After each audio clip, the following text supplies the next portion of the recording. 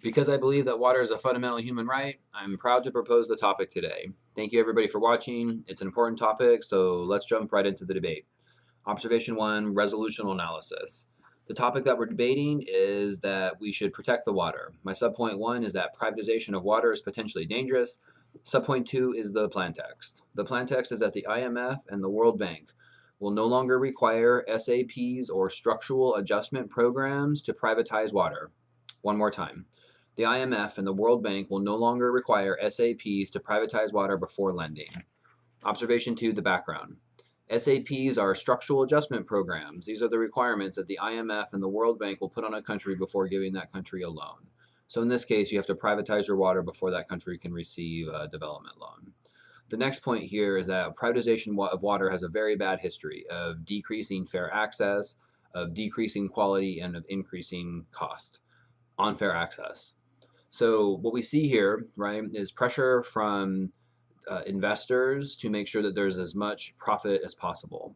And this means there's generally two examples here. So that means when there's development to be had, it's a prioritization of which communities are going to be able to afford the privatization. I'm sorry, the water networks, the new pipes, right? And so poorer communities will be overlooked for folks who have access to more resources or more political status.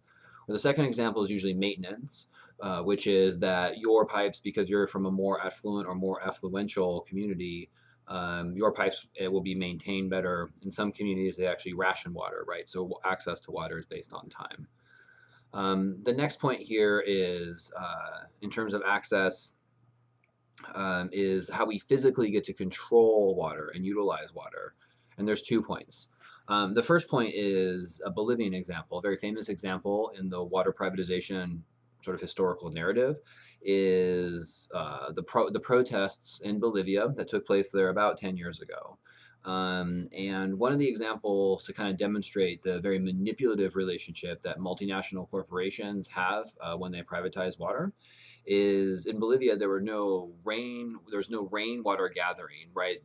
All of the water in Bolivia was considered to be private, even the water that fell from the sky. So you couldn't gather that water and use it to, for example, drink, or your family could use, or even in your garden.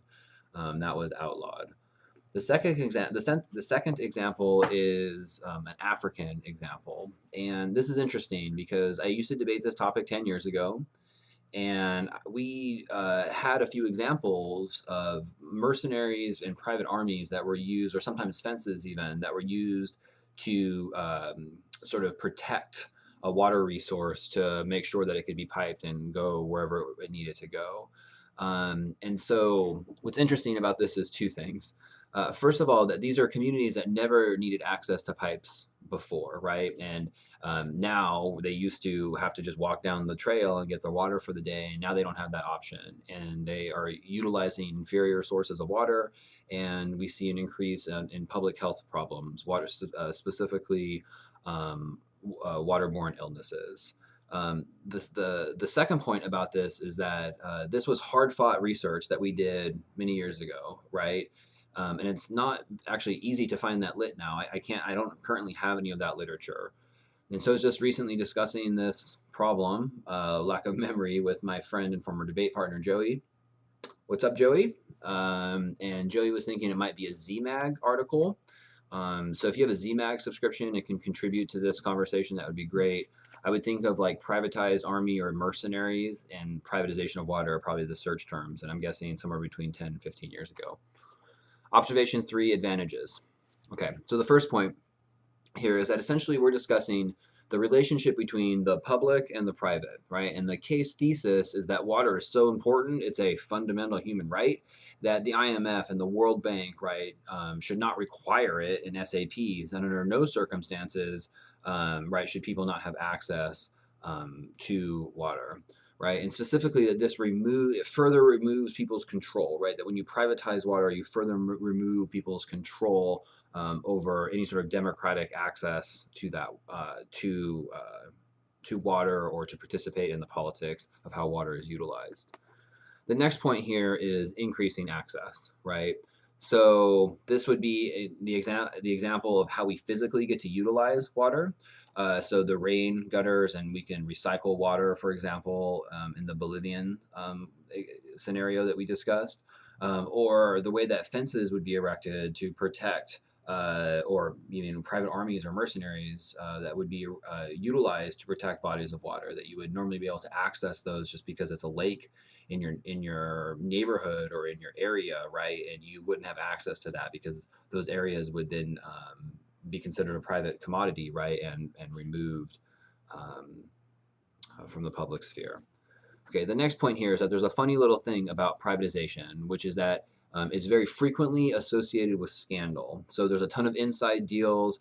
It's a very profitable, precious natural resource, I should say, a very precious natural resource, and people think that they can get a lot of profits from it, right?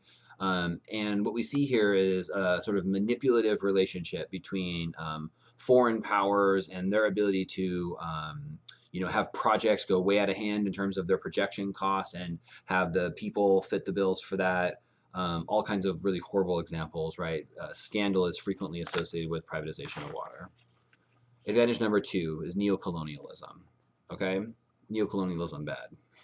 Okay, so the first point here is a little context. Colonialism is born out of several hundred years of European militarism, right? So essentially, military countries hacking each other to pieces. Eventually, those folks realized that they could extract tons of wealth and tons of value from colonies, and so they turned their militarism and sophisticated military technology to colonies. So this shouldn't be hard for us to relate to, right? So think of Columbus and conquistadors, and why in most of South America you speak Spanish, in Brazil you speak Portuguese, and in America we speak English, right? So then, fast forward several hundred years and several dozen political revolutions, and we see a development of colonialism to then what's called neo-colonialism. And instead of using overt military force, we see the legal system and the international finance or financial system be the thing that's pressuring and extracting wealth from the colonies. The first we'll discuss is the legal system. IPRs or intellectual property rights, probably the best example of IPRs gone amok is the NEEM patents, that's NEEM patents that take place in India. And in the financial sector, it's probably privatization of water or privatization of other natural resources, right? But the privatization of water is probably the best example of exploitation of natural resources. The next point.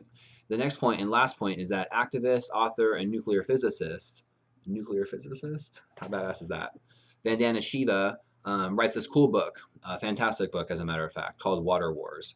And in this text, Vandana Shiva is discussing the problems and potential solutions to water conflict problems in general, and privatization is one of those, right?